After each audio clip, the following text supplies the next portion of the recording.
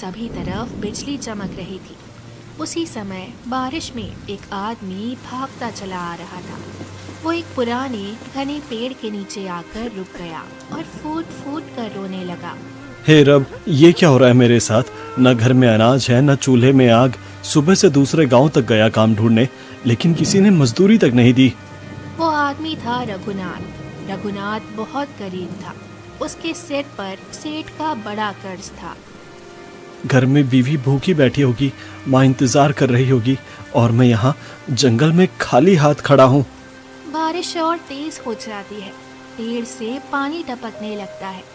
रघुनाथ आसमान की तरफ देखता है। अगर इस बारिश में बीमार पड़ गया ना, तो कौन देखेगा मेरे परिवार को? कौन खिलाएगा मेरे बच्चों को? या रब, बता मैं और कितना सहूं? रघुनाथ बारिश रुकने का इंतजार करने लगता है, लेकिन बारिश रुकने का नाम नहीं लेती। तभी अचानक एक आवाज आती है, मदद करो, कोई मेरी मदद करो। रघुनाथ चौंक जाता है, इधर उधर देखता है। कौन कौन बोला? कोई है यहाँ? यहाँ आओ, मुझे बचा लो। रघुनाथ मन में सोचता है, इतनी बारिश में जंगल के अंदर कौन होगा? कहीं मेरा भ्रम तो नहीं? अगर कोई है तो सामने आओ, छुपो मत। फिर आवाज आती है, जंगल के अंदर बड़े पत्थर के पास। रघुनाथ हिम्मत करता है, धीरे धीरे जंगल के अंदर बढ़ता है। तभी उसकी नजर जमीन पर पड़ी एक नीले पक्षी पर जाती है। वो पक्षी भीगी हुई पड़ी थी। अरे, ये तो चिड़िया है। वो पास जाता है और इधर उधर देखता है। लेकिन जिसने आवाज दी वो इंसान कहाँ है?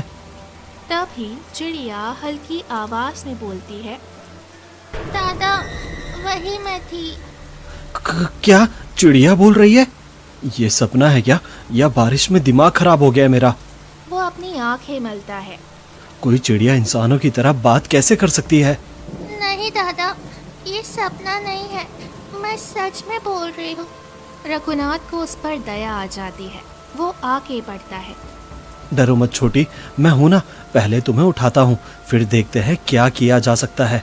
बारिश अब भी रुकने का नाम नहीं ले रही थी। देख, मैंने पट्टी तो कर दी, पर तेरी ये हालत हुई कैसे? मैं कोई आम पक्षी नहीं हूँ। इस मदद के बदले मैं तुम्हारे लिए 4 दुआ कबूल कराऊंगी। 4 मन्नतें? अरे वाह वाह, कैसा मजाक है। अब चिड़िया भी नेक बन गई क्या? पहले तू बोलने लगी, अब मन्नतें पूरी कराने लगी। दादा, मैं झूठ नहीं बोल रही। तुमने दिल से मदद की, इसीलिए किस्मत ने मुझे तुम्हारे पास भेजा है। तुम जो चाहोगे 4 बार मांग सकोगे और वो पूरा होगा, क्योंकि मैं जो दुआ मांगती हूँ वो पूरी हो जाती है। रब ने मुझे इतनी शक्ति दी है। तभी अचानक झाड़ियों में हलचल होती है। झाड़ियों से निकलता है एक बड़ा भयानक भेड़िया। उसकी आंखें जलती हुई अंगारों जैसी थी, दांत बाहर निकले हुए। यार, अब आज तो छोड़ेगा ही नहीं ये भेड़िया। भेड़िया घुर्राता है और धीरे धीरे आगे बढ़ता है। छोटी, अगर ये पास आ गया ना, तो हम दोनों का किस्सा यहीं खत्म। भेड़िया छलांग लगाने को तैयार होता है। तू बोल रही थी ना मन्नतें देने की बात, मुझे नहीं पता सच है या झूठ। मेरी पहली दुआ है इस भेड़िए से मेरी जान बच जाए। नीले पक्षी से अचानक सुनहरी चमक फैल जाती है। उसके शरीर से रोशनी निकलने लगती है। दादा, तुम्हारी पहली दुआ मैंने रब से मांग ली है। रोशनी भेड़िए को छूती है और भेड़िया गायब हो जाता है। अरे, वो सच में गायब हो गया? मतलब तू सच में कोई मामूली पक्षी नहीं है? दादा, अब भी शक है? तुम्हारी 3 दुआ अभी बाकी हैं। बारिश धीरे धीरे हल्की होने लगी थी। नीले पक्षी के साथ रघुनाथ मिट्टी के रास्ते से दौड़ता हुआ अपने झोपड़ी के तरफ बढ़ा। दरवाजे के पास पहुंचते ही उसने आवाज दी, अम्मा, सीता, दरवाजा खोलो, मैं आ गया। अंदर से घबराई हुई आवाज आई, अरे जी, इतनी रात तक कहाँ रह गए थे तुम? अरे बेटा, पूरा भीग गए हो। कपड़े देखो जैसे नदी में गिराए हो। हम कब से बैठकर रास्ता ताक रहे थे। रघुनाथ अंदर जाता है, फर्श पर पानी गिरता है। नीला पक्षी धीरे से उसके कंधे से उतरकर एक कोने में बैठ जाता है। रघुनाथ सीता और माँ को सारी बातें बताता है। और ये देखो, यही है वो नीला पक्षी। कहाँ? यहाँ तो कुछ भी नहीं है। अरे माँ, यही तो है, वो देखो मेरे बगल में ये नीला पक्षी। लगता है बारिश तेरे सिर पर चढ़ गई है। कैसी बहकी बहकी बातें कर रहा है। क्या क्या कह रहे हैं आप लोग? क्या आपको ये नीला पक्षी नहीं दिख रहा? अजी कौन सा पक्षी? कैसा पक्षी? आपकी तबीयत तो ठीक है ना? नीला पक्षी जादुई था। वो रघुनाथ के अलावा किसी को नहीं दिखता था। रघुनाथ समझ जाता है। अच्छा छोड़ो सीता, मैं गया था सीता, दूसरे गांव तक गया, सोचा कहीं काम मिल जाए, कहीं लोहे का काम, कहीं मजदूरी, लेकिन बारिश ने सब चौपट कर दिया, दुकानें बंद थी। तभी अचानक तेज आवाज सुनाई दी। ओए रघुनाथ, रघुनाथ कहाँ है तू? बाहर निकल। ओ बेईमान, कब लौटाएगा मेरा पैसा? मुझे कोई बहाना नहीं चाहिए। आज या तो पैसा देगा या फिर घर खाली करेगा। रघुनाथ, सीता और माँ तीनों चौंक जाते हैं। अजी सुनते हो, ये सेठ जी की आवाज है। आज फिर पैसे मांगने आ गए।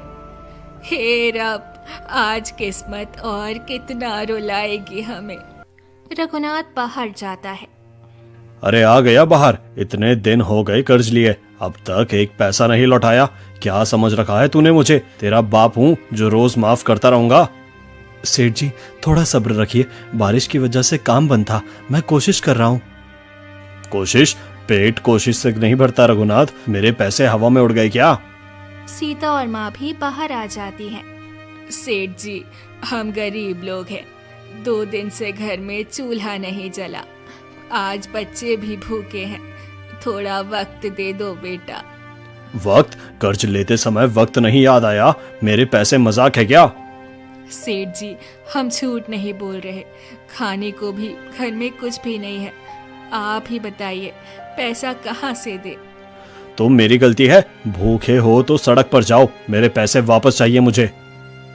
सेठ जी घर छीन लेंगे तो हम जाएंगे कहाँ? बारिश में, भूख में, बीवी माँ को लेकर सड़क पे सोऊं क्या? ये सब सोचने से पहले कर्ज क्यों लिया था? आखिरी बार सुन लो, या तो अभी पैसा दो या फिर ये घर अब मेरा। रब के लिए मत उजाड़ो मेरा घर। बहुत हो गया नाटक, इन सबको बाहर फेंको, घर पर ताला लगाओ। सेठ के आदमी आगे बढ़ते हैं। आदमियों ने रघुनाथ को धक्का दिया और उन सभी को बाहर निकाल दिया। अब ये घर मेरा है, जब पैसे हो जाए तब आकर बात करना। सेठ और उसके आदमी चले जाते हैं। हे रब, हमने किसका क्या बिगाड़ा था? ना खाना, ना काम, अब सिर छुपाने को जगह भी नहीं। मेरी वजह से सब उजड़ गया, ना मैं अच्छा बेटा बन सका, ना अच्छा पति। नीला पक्षी धीरे से उड़कर रघुनाथ के कंधे पर बैठ जाता है। 3 इच्छाएं, पर अब उनका क्या करूं? जब सिर पर छत ही नहीं रही, जब माँ भूखी बैठी है, जब मेरी पत्नी की आंखों में आंसू ही आंसू हैं, तो इच्छाएं किस काम की?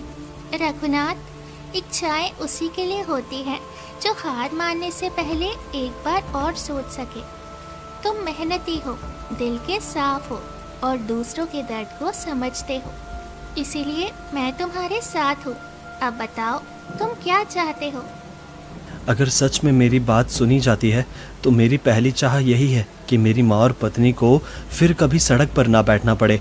मुझे कोई छोटा सा झोपड़ा नहीं चाहिए, मुझे एक बड़ा, मजबूत और सुंदर घर चाहिए, जहाँ बारिश भी अंदर ना आए, जहाँ डर भी पास ना फटके, जहाँ हम चैन से जिंदगी जी सके। नीले पक्षी के पंखों से तेज नीली रोशनी निकलने लगती है और वो रब से दुआ करती है। तो सुन लो रघुनाथ, तुम्हारी दूसरी इच्छा अब पूरी होती है। एक जोरदार चमक हुई और जहाँ कुछ देर पहले खाली जमीन थी, वहाँ अचानक एक विशाल महल खड़ा हो गया। ऊंचे दरवाजे, चमकती दीवारें और चौड़ा आंगन था। ये रहा हमारा नया घर, चलो अंदर चलो, हमें नहीं जरूरत है अब उस छोटी झोपड़ी की। अजी, ये सच में हमारे सामने है, मैं सपना तो नहीं देख रही। इतना बड़ा घर हम जैसे गरीबों के लिए, ये कैसे हो गया बेटा? मैंने तुमसे कहा था ना कि मेरे साथ कोई है, तुम समझती थी मैं पागल हूँ, पर सच यही है कि नीला पक्षी हमारी किस्मत बदल रहा है। वो मेरे लिए रब से दुआ करता है, बस फर्क इतना है कि तुम उसे देख नहीं सकती। तीनों धीरे धीरे घर के अंदर जाते हैं। अंदर सोने की तरह चमकता फर्श, मुलायम बिस्तर था। नीला पक्षी, कल तक मेरे पास कुछ भी नहीं था, आज इतना बड़ा मकान है, सिर पर छत है। रब का बहुत बहुत शुक्रिया जो रब ने तुम्हें मेरे पास भेजा। रघुनाथ, तुम्हारे पास अब भी तो इच्छा बाकी है। जो मन चाहे बेझिझक बोलो। मैं चाहता हूँ कि मेरे घर में कभी गरीबी का नाम ना आए। मुझे इतना धन चाहिए कि पूरे गांव में कोई मुझसे अमीर ना हो। मुझे सोना चांदी चाहिए, नोटों के ढेर चाहिए। मेरी माँ को अच्छे कपड़े मिले, मेरी पत्नी को रानियों जैसी जिंदगी मिले, हमें स्वादिष्ट खाना खाने को मिले, अच्छे गहने पहने और किसी के आगे हाथ फैलाना ना पड़े। ठीक है, तुम्हारी तीसरी इच्छा अब पूरी होती है। नीले पक्षी के पंखों से तेज रोशनी निकलती है। पूरा कमरा चमकने लगता है। एक पल में ही सोने के सिक्के, चांदी के बर्तन, नोटों के ढेर, रेशमी कपड़े, गहने और राजाओं जैसा खाना कमरे में भर जाता है। रघुनाथ हक्का बक्का रह जाता है। हे रब, इतना सारा धन, ये सब हमारा है। मैंने पूरी जिंदगी में इतना सोना कभी नहीं देखा बेटा। रघुनाथ मुस्कुराता है। हाँ माँ, अब ये सब हमारा है। अब तुम्हें फटे कपड़े नहीं पहनने पड़ेंगे, अब किसी से उधार नहीं मांगना पड़ेगा, अब हमारा वक्त भी बदलेगा। अगली सुबह गांव में हलचल मच चुकी थी। जिस गांव में कल तक रघुनाथ को कोई पूछता नहीं था, आज उसी गांव में उसके नाम की चर्चा होने लगी थी। लोग आपस में कानाफूसी कर रहे थे। गांव वाले कह रहे थे रघुनाथ अमीर हो गया, रातों रात महल खड़ा हो गया, सोना चांदी बरस गया है उसके घर में। और ये खबर सबसे पहले पहुंची सेठ के कानों तक। एक आदमी हांफता हुआ, दौड़ता हुआ सेठ के पास आया। सेठ जी, अनर्थ हो गया। अरे ओए, सीधा खड़ा होकर बोल, ऐसे क्यों भागता चला आ रहा है? आसमान टूट पड़ा क्या? सेठ जी, आप यकीन नहीं करेंगे, जो आदमी कल तक आपके दरवाजे पर रोता था, आज वो राजा बन गया। राजा? क्या बोल रहा है? कौन बना राजा? नाम बता पहले। रघुनाथ, सेठ जी, रघुनाथ। सेठ चौंक उठा। रघुनाथ? वही रघुनाथ जिसके पास मेरे कर्ज चुकाने के पैसे नहीं थे? हाँ सेठ जी, वही। उसके घर की जगह अब बड़ा महल खड़ा है, सोना चांदी ऐसे पड़ा है जैसे मिट्टी हो। बकवास मत कर, कोई गरीब रातों रात अमीर नहीं बनता। चलकर देख लो सेठ जी, पूरा गांव जमा हो रहा है। जैसे ही सब महल के सामने पहुंचते हैं, सबकी आंखें फटी की फटी रह जाती हैं। अरे बाप रे, ये तो सच में महल है। रघुनाथ इतना अमीर कैसे हो गया? सेठ गुस्से में चिल्लाता है। रघुनाथ बाहर निकल, हम सबका हिसाब देना पड़ेगा आज। रघुनाथ बाहर आता है। बता, ये सब कहाँ से आया? कल तक फटे हाल में थे तुम, आज राजा कैसे बन गए? जरूर चोरी डकैती की होगी। इतना धन मेहनत से एक रात में नहीं आता। रघुनाथ गांव वालों को कल रात हुई सारी घटना सच सच बता देता है। सेठ जी, मैं झूठ नहीं बोल रहा, ये सब नीले पक्षी की वजह से हुआ है। पूरा गांव हैरान हो जाता है। नीला पक्षी? कहाँ है पक्षी? हमें क्यों नहीं दिखता भाई? अगर पक्षी होता तो हमें भी दिखता, हमें कुछ नहीं दिख रहा। मतलब तुम झूठ बोल रहे हो। मैं सच कह रहा हूँ, वो मेरे साथ है, बस आप लोग उसे देख नहीं पा रहे। गांव वालों, ये रघुनाथ एक नंबर का झूठा है, ये धन चोरी का है। गांव की पंचायत तय करेगी, रघुनाथ इस धन का हकदार नहीं है। ये सारा धन सब कुछ गांव में बांटा जाएगा और इस झूठे रघुनाथ को सजा मिलनी चाहिए। हाँ, इसे सजा मिलनी चाहिए। रघुनाथ को काल कोठरी में डाल दो, तभी इसे एहसास होगा कि गांव वासियों से छल करने का क्या परिणाम होता है। लोग रघुनाथ को पकड़ लेते हैं। उसकी माँ और पत्नी रोते हुए कहते हैं, मेरे पति ने कुछ गलत नहीं किया, रब के लिए छोड़ दो मेरे बेटे को। लेकिन किसी ने नहीं सुनी। रघुनाथ को अंधेरी काल कोठरी में बंद कर दिया जाता है। दरवाजा जोर से बंद कर दिया जाता है। नीला पक्षी तब भी रघुनाथ के साथ आता है। नीला पक्षी, तुम कैसे पक्षी हो? कोई तुम्हें देख नहीं सकता। सब मुझे झूठा समझ रहे हैं। मेरी इच्छाएं भी किसी काम की नहीं आई। मैंने सोचा था मेरी जिंदगी बदलेगी, पर मैं तो और फंस गया। रघुनाथ की बात का पक्षी कोई उत्तर नहीं देता। 2 दिन बीत जाते हैं। हे रब, मैंने किसका क्या बिगाड़ा था? गरीब था तो लोग हंसते थे, अमीर बन गया तो लोग दुश्मन हो गए। तभी गांव में एक बहुत बड़ा डरावना भेड़िया गांव के बीच आकर खड़ा हो गया। उसकी आंखें आग जैसी लाल थी, दांत बाहर निकले हुए थे। अरे ओ इंसानों की बस्ती, कहाँ है मेरा भाई? तुम लोगों ने मेरी जिंदगी उजाड़ दी है, मेरे भाई को मुझसे अलग कर दिया। अब मैं किसी को नहीं छोड़ूंगा। गांव वाले डर के मारे इधर उधर भागने लगे। बचाओ, कोई हमें बचाओ। भीड़ में सेठ भी अपने बेटे के साथ भाग रहा था। भेड़िए की नजर उसी पर पड़ गई। यही रहेगा मेरे साथ। अब सुनो सब लोग, आज मैं सेठ का बेटा ले जा रहा हूँ। अगर मेरा भाई मुझे वापस नहीं मिला। भेड़िया जंगल की तरफ भाग जाता है। अब समझ आया ना? ये आवाज किसकी है?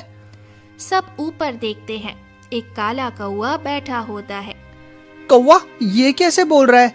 हाँ, बोल रहा हूँ, क्योंकि जब इंसान अकल खो देता है तब पक्षियों को बोलना पड़ता है। ये सब तुम्हारी ही गलती है। हमारी? तुम लोगों ने जिस आदमी को चोर समझकर बंद किया है, वही आदमी तुम्हें बचा सकता है। रघुनाथ?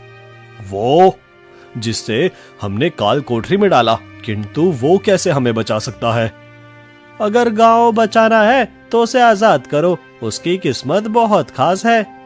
इतना कहकर काला कौवा उड़ जाता है। अगर सच में रघुनाथ कुछ कर सकता है तो हमें कोशिश करनी चाहिए। सब गांव वाले काल कोठरी की तरफ बढ़ते हैं और दरवाजा खोलते हैं। कौन है? रघुनाथ, हम गांव वाले आए हैं। आप क्यों आए हो? घर छीन लिया, इज्जत छीन ली, अब भी कुछ चाहिए क्या? नहीं रघुनाथ, अब हम मदद मांगने आए हैं। मदद? जब मैं रो रहा था तब किसी को दया नहीं आई। काले कौवे ने कहा है सिर्फ तुम ही हमें बचा सकते हो। हमें माफ कर दो, हमने तुम्हारी बातों पर भरोसा नहीं किया। ठीक है, मैं तुम्हारी मदद करूंगा। मेरी एक मन्नत अभी भी बाकी है, किंतु मुझे एक बात का डर है। मैं जो भी मन्नत मांगता हूँ उसका उल्टा ही मिला है मुझे। रघुनाथ, तुम एक बार कोशिश तो करो। ठीक है, हे नीले पक्षी, आज मैं अपने लिए कुछ नहीं मांगूंगा। मेरी आखिरी इच्छा है भेड़िया शांत हो जाए, उसका भाई उसे मिल जाए और सेठ का बेटा सुरक्षित लौट आए। अचानक तेज रोशनी फैलती है। नीला पक्षी एक सुंदर स्त्री के रूप में आ जाता है। ये क्या हो गया? तू पक्षी थी, अब इंसान कैसे बन गई? रघुनाथ, मैं असल में कोई साधारण पक्षी नहीं हूँ। बहुत साल पहले मैं अपने रूप और घमंड में अंधी थी। एक गरीब माँ का श्राप था कि जब तक कोई गरीब और सच्चा इंसान अपने लिए नहीं दूसरों के लिए मांगेगा, तब तक मैं पक्षी बनकर भटकूंगी। किंतु क्या गांव वालों की मदद कर सकती हो तुम? तभी तेज रोशनी फैलती है और अगले ही पल रघुनाथ और लड़की भेड़िए की गुफा में होते हैं। कौन है वहाँ? किसकी हिम्मत हुई मेरी गुफा में आने की? ठीक है, वापस नहीं जा पाओगे। रघुनाथ भेड़िए को सारी घटना बताता है, कैसे उस दिन भेड़िए को गायब किया था और कैसे नीला पक्षी उसे मिला। लड़की आग बंद करके दुआ मांगती है और तेज रोशनी के साथ भेड़िए का भाई सामने खड़ा हो जाता है। फिर रोशनी होती है और पलक झपकते ही रघुनाथ और लड़की गांव पहुंचते हैं। गांव वालों, अब सब ठीक है, भेड़िया वापस नहीं आएगा। हमें माफ कर दे रघुनाथ, हमने तुझे बहुत दुख दिया। रघुनाथ की सारी जमीन, घर, दौलत, मकान सब उसे वापस कर दिया जाएगा। उस दिन के बाद भेड़िया वापस नहीं आया और रघुनाथ अपनी माँ और पत्नी के साथ अपने मकान में सुखी संपन्न रहने लगता है। तो प्यारे दोस्तों, इस कहानी से हमें ये सीखने को मिलता है, हम चाहे कितनी भी परेशानी में हों, लेकिन हमें कभी भी हिम्मत नहीं हारनी चाहिए और उस परेशानी का हमेशा डटकर सामना करना चाहिए। तो प्यारे दोस्तों, इस कहानी को लाइक, कमेंट और हमारे चैनल को सब्सक्राइब करना बिल्कुल ना भूलें। Thank you.